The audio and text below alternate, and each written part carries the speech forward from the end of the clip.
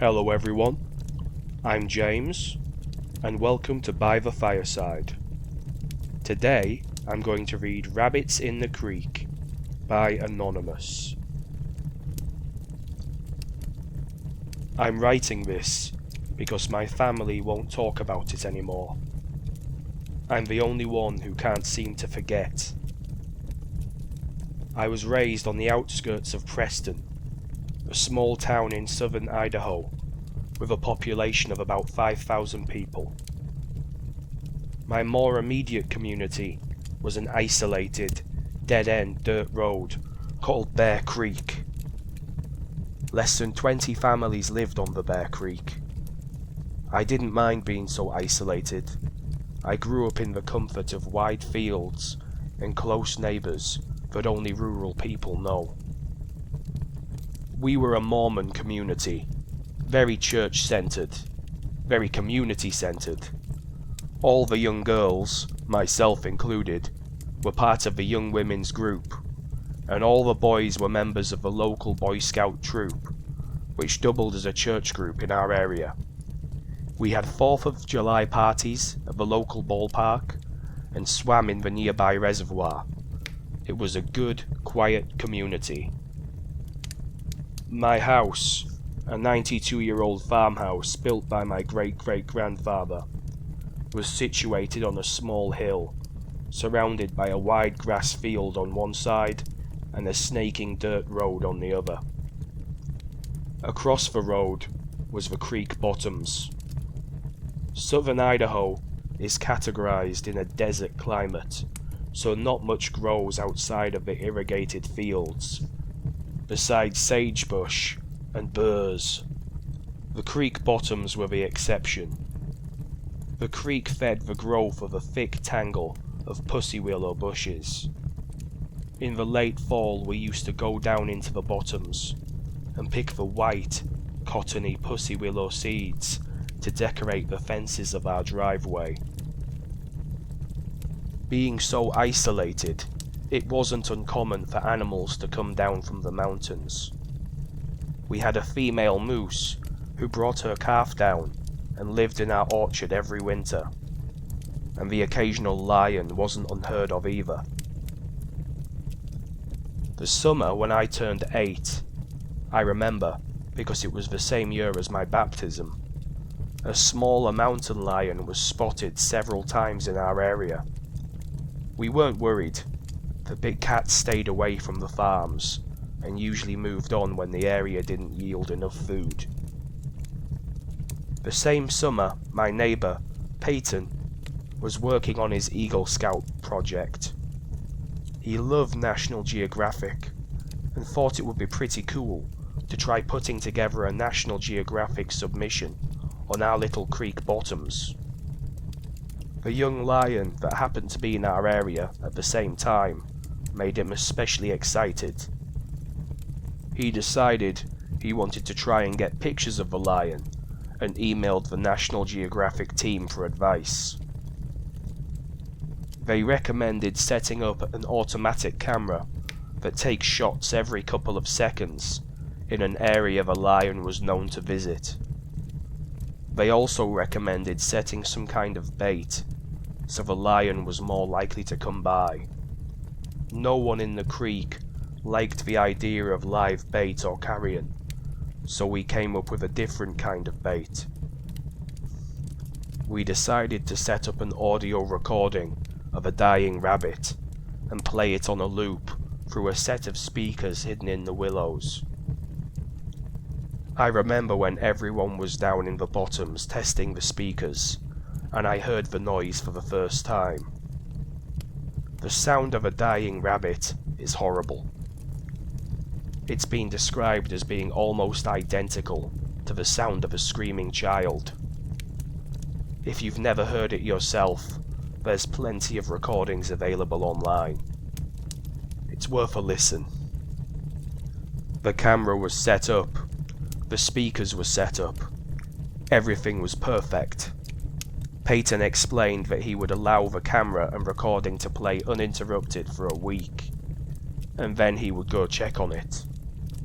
This would give him time for our scent to fade away from the bottoms, and encourage the lion to come closer. At first I was worried about the noise. It was a truly horrible noise, and our house was the closest to the setup point in the bottoms. My father assured me that the noise wouldn't reach as far as our house, and I was relieved when we arrived home that night that he was correct. The bottoms were far enough away that I couldn't hear anything. I remember Peyton the next day at church. He was fidgety and excited to check on the equipment. But he had to wait a week, which everybody kept reminding him. He couldn't risk going down too early and scaring the lion away for good. That night, I woke up to an awful noise. I sat ramrod straight in my bed, with my eyes wide in the dark. Hands clutched so hard to my palms that they bore the indent of my fingernails for hours after. I knew that noise.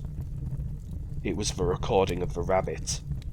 It sounded faint and far off, like it really could have been coming from the bottoms. But that was impossible, because the recording had been going all night the previous day, and I hadn't heard a thing. I didn't sleep that night. I was too scared to get out of bed and wake my parents. The recording played over and over again. I had the loop memorized. In the morning I stumbled into the kitchen for breakfast. My mum and dad were sitting at the kitchen table. They too had dark rings under their eyes. I hadn't been the only one who'd heard it. Mum was convinced that the equipment must have been broken. She wanted to go down into the bottoms and check it out. Dad refused. He was a kind, gentle man and didn't want to stir up any unnecessary drama. He was sure there had been a strong wind last night, and the wind was carrying the noise farther than its natural reach. He told us to listen. We did. He was right, and we couldn't hear it now. We forgot about it, and went about our daily goings. The next night, it happened again. I stayed up in bed with my back to the wall. The screaming was even louder than before, but this time, something was different. It was lower pitched than I remember, and parts of the loop were slowed down, as if the recording were warped in places. At times the loop did not loop naturally, and instead picked up at a random place in the middle. My mum didn't mention anything at the breakfast table, but both her and my dad seemed tense. The third night, I mustered the courage to stand beside my bedroom window and look out into the yard. For a moment I stood, rooted to the spot, my hands shaking, no matter how hard I clenched them. The noise sidled in through the cracks in the window. I watched the outline of the trees in the yard, perfectly still. Not even the slightest breeze stirred their branches. My mum announced that she would be going to visit her sisters in town the next day, and would probably spend the night there. She invited me to come along, but I was a daddy's girl at heart, and chose to stay at the farm.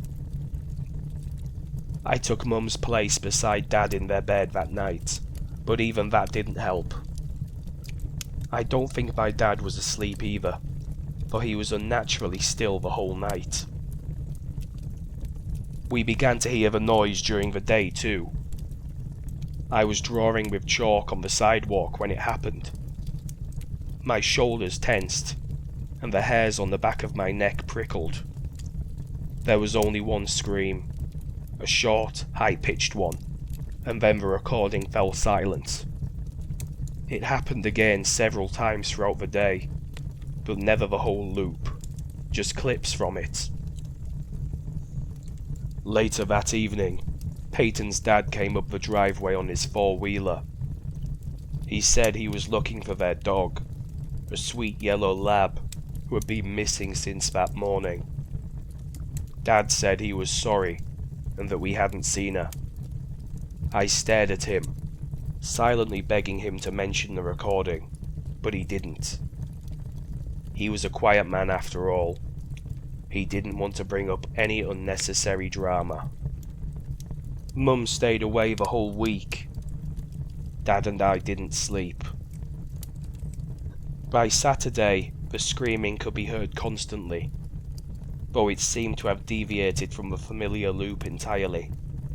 I didn't recognize any of it. Sometimes the screams were thin and long, other times there were hardly more than growls. Once, while my dad had been heating up meatloaf for lunch, the noise rose into such a rancorous din that he dropped the plate and it shattered.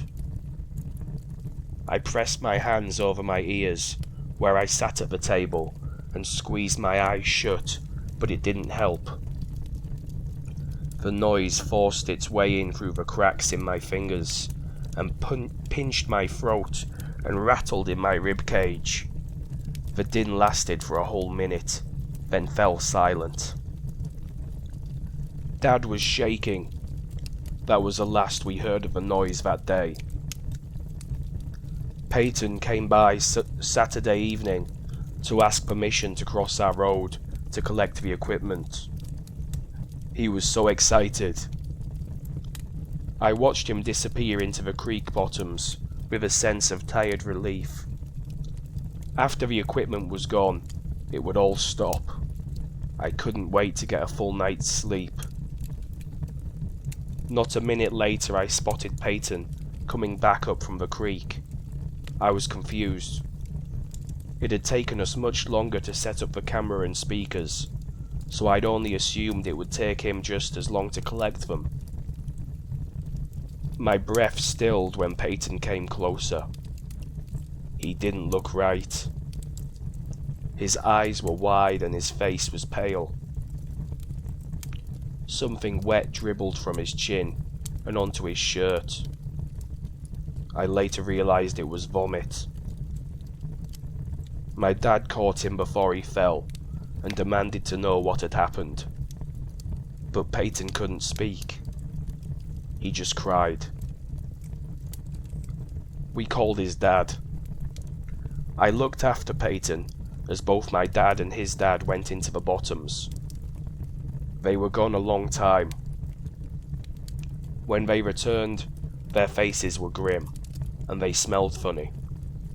I noticed red on my dad's hands. I asked what was wrong, but they brushed right past me and immediately called the police. Nobody would tell me what had happened. I sat on the couch as a blur of neighbours and police officers swirled around me. At one point, an officer placed something on the kitchen table and left. I looked into the kitchen curiously. It was the camera from the bottoms. I wish I hadn't looked. The camera was a little banged up. Tiny scratches and dents covered the plastic casing. When I lifted it, my hand stuck to the plastic. Something tacky and odorous covered the screen, but it turned on fine. The first set of photos were normal, just the pussy willows cast green in the glow of the night setting. As I continued to click through them, they quickly became strange. At one point the camera angle changed, as if the camera had been knocked from its post. Grass now obscured most of the frame. Flecks of red appeared on the lens, and remained for the rest of the sets. One photo made me pause. There was a figure in this one, or half of a figure, as most of the upper torso hadn't made it into the frame. I thought it could be human, but it didn't look like it should be standing upright. Its legs were twisted, like an animal, and it seemed to be having difficulty supporting itself in an upright position. Beside the legs, a long, thin arm hung. Whatever it must have been stooped over, for its fingertips hung below its crooked knees. The next set was different. It was as if the camera had been picked up and was now being held. The first photo was of the bottoms at night. The next startled me. I had to look closely before deciding what it was. A rabbit had been laid in the bushes, but its ears and most of its scalp had been peeled away. The next was of the same rabbit, but a thin, dark hand was holding it up against the sky. Its limp body hung like something from a nightmare. In the following photos, more rabbits joined the one, each with their ears and scalp removed. Then a cat. Then more cats. Then a dog, the yellow lab. Then the lion. The following photo was of 7 rabbits, 3 cats, 1 dog and the lion, all laid out in a row facing the same way. Their arms and legs had been arranged as if they were marching, like some parade. All of their scalps had been removed, and tiny white glints of their skulls could be seen. The last photo was overly bright, like the photo had been taken too close with the flash on. An eye dominated the frame, but it was yellowed and crusty, and had a bar pupil like a horse. In the bottom corner, the edge of a mouth could be seen. No lips, just teeth, sharp and little, with wide gaps of red gum between them. I wish I hadn't looked. I heard my dad talking to the police outside. They said the speakers had malfunctioned. The recording had only played the first night.